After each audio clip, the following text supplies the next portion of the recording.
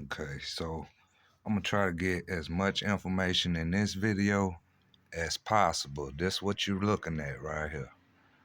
Okay, now before you take this loose or do anything, there are torque specs, which is the pounds on each bolt, and there is a sequence to it. I don't have that in the description, but it's not easy. It's not hard to get. It's easily Googleable. So I advise you first before you even take it loose, because you're supposed to take it loose in the sequence, and it goes back on in the sequence. And of course, each bolt has a specific amount of torque on it. So, and one thing I left out, man, that's very important.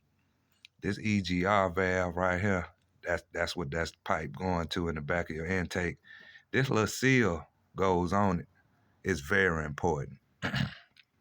So a lot of guys have problems when they put it back together and can't really figure out what's going on. It's pretty much probably that seal busted.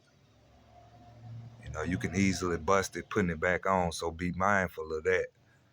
Other than that, you know, you want to clean off your surface and seal it, you know, all that type of stuff. But that's pretty much all to it.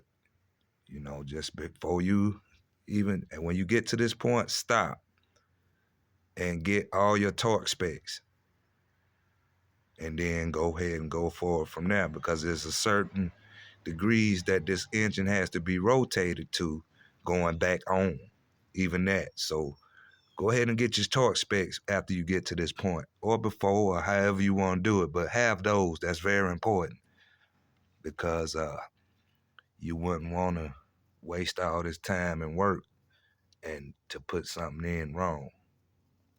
So pretty much that's the best I can explain it to you. I'll give y'all an update video after I get him back together and going.